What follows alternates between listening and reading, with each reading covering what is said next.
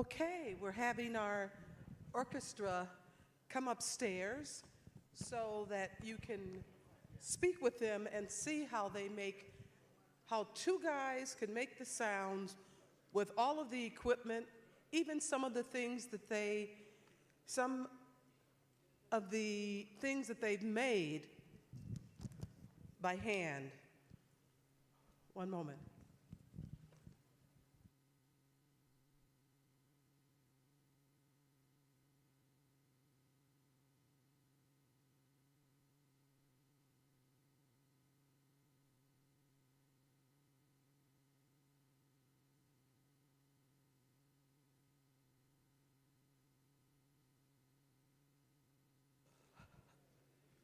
First, I'll tell you a little bit about them. Roger Clark Miller studied composition at the California Institute of Arts and piano at the University of Michigan. In 1979, he moved to Boston and co-formed Mission of Burma. Since 1980, he has released over 50 albums, ranging from the aggressive avant-punk of Burma to piano-based music of maximum electric piano. His chamber music has been performed at the New England Conservatory, Tufts University, and other venues. He joined the Alloy Orchestra in 1998 and has managed the Anvil Orchestra since 2021. And Terry Donahue grew up in Connecticut and has long been fascinated by, nope, not yet. Found sound. This curiosity has led him to be an integral part of Boston's percussion scene as a founding member of the Concussion Ensemble, Alloy Orchestra, 00, and Arcade Ambo. He plucks his four-string and country music in a country setting in his country home in Bennington, Vermont. And the reason I read that today is because these guys have been coming here for years, and we've never read their full bio. That's why I wanted to do it today. So please help me welcome Roger Clark Miller and Terry Donahue, the Anvil Orchestra. That's so nice. Okay.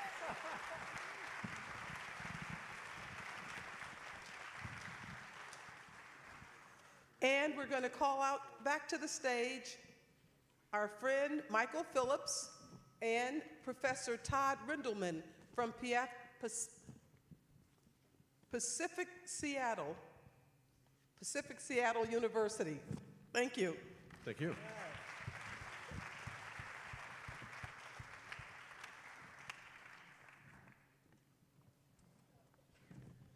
Okay.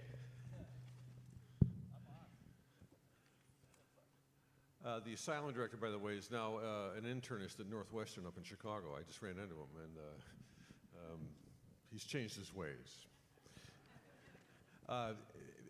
That's one of your very best scores. I know it's a new configuration, but that was really, really fantastic work. Really great. That's so nice. Thank you. Just great. At breakfast, I asked about some of the stuff we'd be hearing, and a toy Piano. a really demented-sounding toy piano. Yeah. Yes, it's. And did it come from a demented home, or did it? What's, Yeah, it No, came from my- Rogers. Yeah, my home is perpetually demented. And a really interesting muted cornet, right, which is a new element to Yes. what I've heard from you Yes, folks. and the toy piano, toy pianos are kind of from your childhood, and they have kind of you don't usually play them that well, so they suited the kind of psychological drama of this film to me. And the muted cornet gave it kind of a noir feel. I don't play too much, but just enough to give it a vibe. Right. And an auto harp, which is new for us as well, and try to just go with the film, which is nice. I mean, this film just offered us a freedom, and there's a tense relaxation, if that makes sense. And now being only 2 instead of 3, it opens up the palette a lot more, and we're a lot less restricted than we used to be when it comes to scoring, and we can react and interact and go with it. Very quickly, I'm sure, I suspect we'll hear another question about the music when we turn to the audience soon, but where first performance of this score was when? It was last fall. We played in upstate New York and in Brattleboro, Vermont. And it's an improvised score entirely. We have nothing worked out ahead of time. But there's a thing that we do, and it's similar every time because it's what we do, you know. And so it's really different from us. Previously, Alloy Orchestra scores were all highly scored out, and I like doing that. But this is really a thrill. Have you taught this film at all, or is this new? I haven't taught this film, but there are many university students throughout the 1980s and 90s and beyond who are familiar with images from this film because David Bordwell and Christian Thompson, in their film art textbook, which has been used all over the country for decades, isolate certain frames to illustrate concepts like mise-en-scène with the dramatic sets and lighting and so forth. So many people have seen moments from the movie. I would say that the three of the stars we didn't see on screen, except we saw them on screen every second, were Hermann Warm, Walter Reinman, and Walter Ruhrig, and those are the three scenic designers for this stunningly pictorial, you know, sort of triumph. This is wild to see this right after. Whoa. We didn't do it. Yeah, I was Okay. going to say. That's not us. We got rival score going on in the back. It's interesting to see this right off Tokyo Story. I never thought I'd say that. Because it's two exercises in the fixed camera for unbelievably different ends, you know. And every time I've only seen this every few years because it's a rich stew. You don't want to eat too much of it all the time, but I always forget exactly how clammy I feel at the end of it, and just like these on a just singular production design seems to be kind of literally closing in on the viewer as you watch this, and then the story folds in on itself, which is wild. It's very uncomfortable. So that's where we come in, hopefully jump in with the discomfort. Right. But it's a film that we've wanted to do, I've wanted to do ever since we started over 30 years ago, and it just hadn't come around. So we're really glad that it finally did. Would it be true to say that anything with any kind of sinister carnival atmosphere, you're already halfway in? Yes. Yeah, we're right on that. Yeah, Yeah. we do that. We can do that in our sleep. Yeah, we like making those unusual sounds that you don't normally hear, and these are the kind of places where it just all we have to do is be ourselves, and everything works out really nice. Have you seen this projected properly before? No, not. This is a dream to get to see it in the Virginia Theater. Yeah. Yeah. So yes, Yeah. absolutely. For As the is theater. everything. So, what's the relationship between what you've performed for us here versus what audiences might have heard in 1920?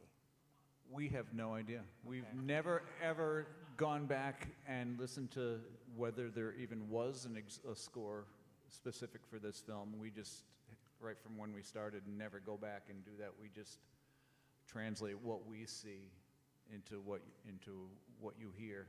Yeah. And that's always worked for us. So Yeah, it's- sorry. Yeah, no, please. And the way sound is since the 40s, when it really got sophisticated, that's what people now are used to. So we translated in that way to bring this film from 1920, which is a little over a century ago, to you so you can understand it. And if it was probably exactly as it was then, it might feel antiquated, and our goal is to make these films feel unantiquated. Is it fair to say that too that in many cases, if there were a live score, which would have been most big cities certainly when this played the U.S., and this was an unusual case because German exports were newly allowed in 1920 to films to play the U.S. market, and it found an audience, not a big one, almost a consistently astounded one for the time, and it is remarkable just to think of it kind of 2 years after the Great War, decimating a country. Some figures. You have 1 in 25 Germans died in World War I, not German soldiers, Germans. 1 1 of 14 soldiers died, and at the front lines, 1 in 7 died. I mean, that country just limped into 1919, and it's almost impossible to kind of look at this outside its place in history, really, I think. Yeah, I mean, I think it's fair to say that this movie opened up German filmmaking to many parts of the world during this era. For instance, like the French were adamant that German films after World War I were not going to be exhibited in France. The U.S. was the same as well. They were determined that there would be a ban for about 15 years. And there was a film critic named Louis Deluc who was pretty creative, and he couldn't show the film in a traditional theater in Paris, but he was able to negotiate a screening for a charity event. And people were so mesmerized by it that they just started talking about it, and then that softly began to loosen the boundaries in terms of the refusal to allow the German, product to come into various countries. It's nice how art can open up the world to even the closed-minded sometimes. I'm going to say just a couple things about the Expressionist movement. What little I know, I'm hardly an art historian, but before we turn over to questions from you folks, because we have about 10 minutes, we want to keep to the schedule. There was an unusual flowering in the U.S. for, and a kind of a popular appetite for Expressionist work in visual art, especially in theater.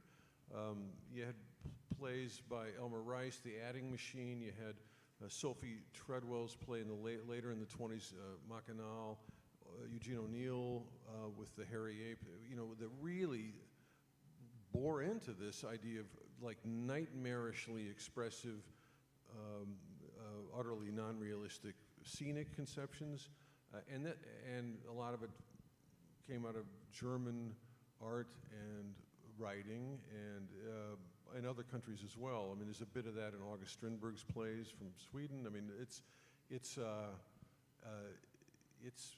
just doesn't look like anything else, this movie, and I love it for that.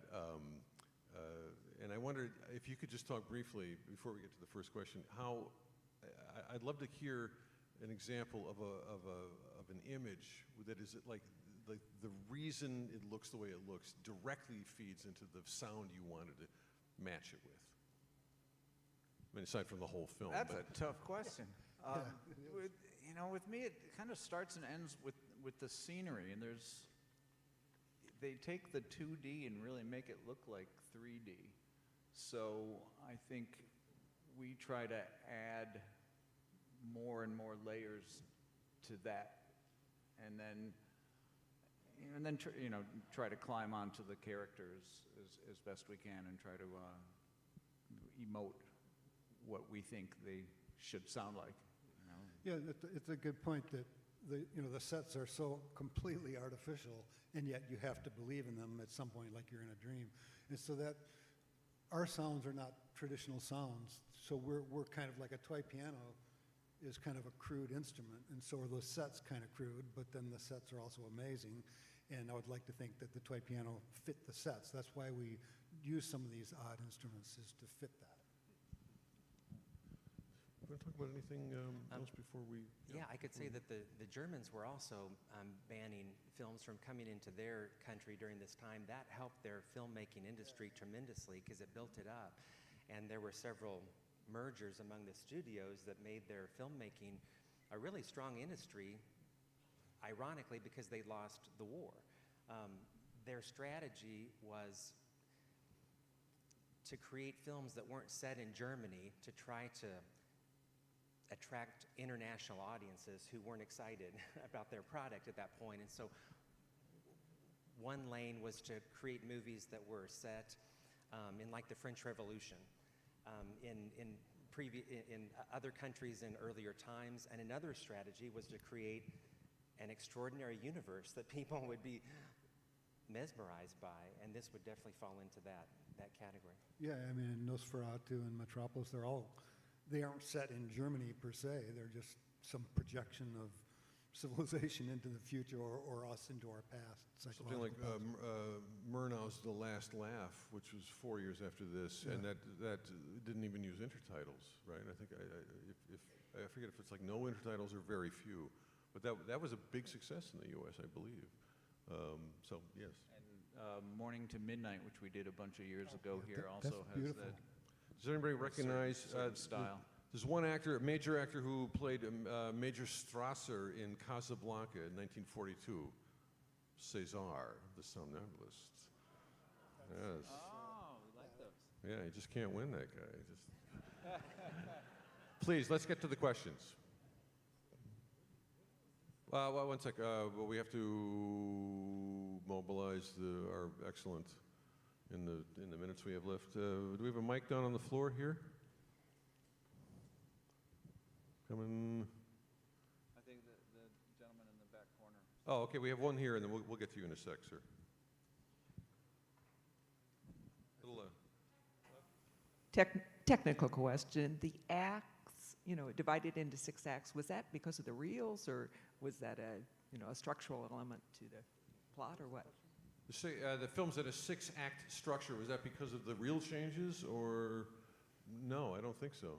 No, it doesn't quite equate to the time. I think it's just, again, I suppose if anything, it's just a reminder that so much of early film and film throughout history, it came from stage language or stage divides.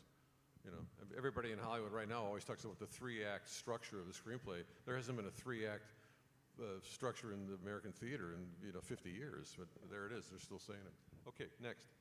Yeah. I was just quickly reading about the film and saw a note on Wikipedia that the prologue and epilogue with its twist was apparently forced onto the writers. It wasn't something that they initially wanted.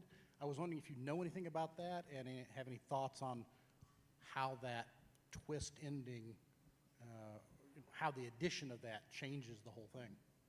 I read that. Do you know anything about that? I know very little about that, except that it was, I think a producerial suggestion demand. That's one word in producer's language. Suggestion demand is just a hyphenated word, which surprised me to learn that, because it seems like it's all kind of knotted up in a pretty good structure for me. So, yeah, surprising to me. But I wish I knew more. Hold on 1 second. In the back. We'll get to you, man. I know we will. What movie inspired you to do your type of music? What movies inspired you to do that type of music, your type of music? Which other films inspired us to play with silent films, or what inspired us about this particular film? What inspired you about this particular film? Oh, well, just look at it. It's just... again, going from a 3-piece to a 2-piece, it kind of opened up our palette and our ability to improvise and react to each other. The fewer the people, the easier that is. And just like I said, I've wanted to do this film for over 30 years, and the imagery is just so amazing. And anything kind of creepy and weird is right up our alley. And it's the film is mostly a mood almost. I mean, there is a plot line, more or less, and but it's mostly the mood and the look. And so it also opened up. Literally, we've played it 3 times now. This is the 3rd time, and we never rehearsed.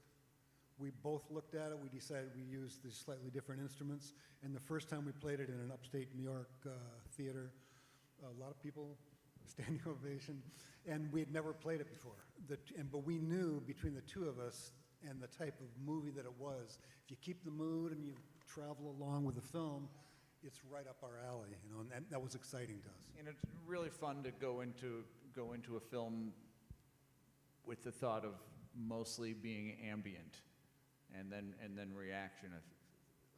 So that's kind of new for us too. So we're always looking to expand, and that was a great way to do it.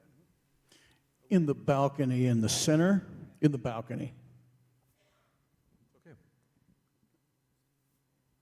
From what I've read, the thing with like the producers suggest demanding the framing device was because the movie was originally supposed to have like a strong anti-authority message, but they didn't like that. Do you feel like the framing device like undermines the message of the film?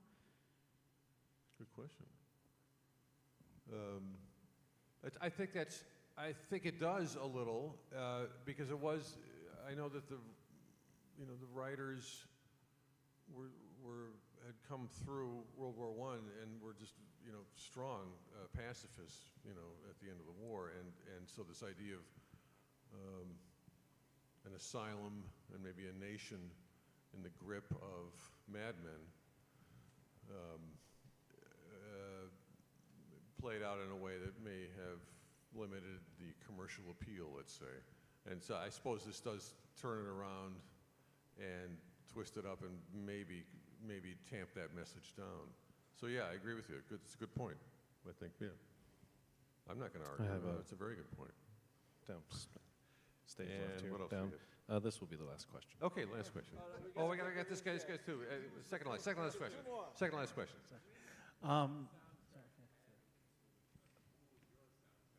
Okay, sorry. About an hour and a half ago. The question was, when was our soundtrack added to the film? And aside from just now, it was, we don't have it married to the film. We don't have it recorded, so it's not actually attached to any of the prints of the film. We're hoping we'd be able to do that at some point. So right now, it's just been whenever we've performed it live is when we add it to the film. And because it is extremely improvised, every version is different from the one before it. So you can't really freeze one of our performances, in a way, because every time it's different. That's right. That's right. Yeah. We don't Correct. know what the original was. The question was, the music we saw tonight was not the original score at the time. And again, we don't know if there was an original score. There was so much experimentation in the silent era, which is just wonderful, both in filmmaking and in the music. And they've tried all kinds of different ways to marry music to film. So some of the big blockbusters, they would have orchestral scores, but those would only show in the big cities because who can hire everything. So it would go down to experimentals. They tried doing stuff with records, but I'm sorry. I hate to cut you off. I hate to do this. We got to get one here, and then we're going to button it up here on stage. Go ahead. sorry, man. I was just wondering, usually like a live performance involves the audience a lot, but in this case, you seem purely focused on the film, and I was just curious as to what being live felt like for you guys, and what is that experience kind of? It's a pretty interesting change. We've both played in a lot of bands. As Chaz mentioned, I played in a band, Mission of Burma. We played, festivals with 20,000 people. You go out and they're excited to see you, and they're completely interacting. And our job is to make you forget we're there, if at all possible, and then remember that we're there and be amazed by it, if you are so inclined. It was a terrifying adjustment for a while until we got used to it.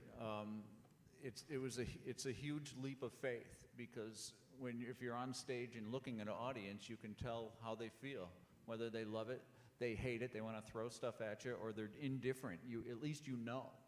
But here, you just have to trust what you're doing. Yeah. When you're done with the show, you hear how the audience You responds. turn around and hope the audience You is hope still it's there. good. So thank you for staying. Yes, indeed.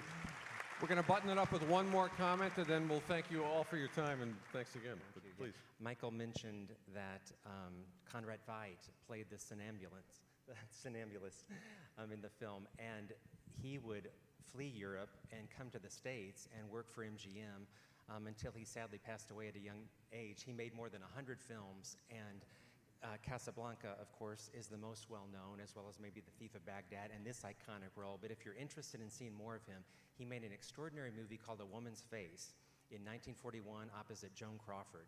And it's some of her very best work on film, and his. Of course, he played the villain, a European villain in that film, but he was a very stylish performance, but not nearly as stylized as this film. And if you wanted to see a little bit more of his gifts, you could do a lot worse than to track down a woman's face opposite Joan Crawford.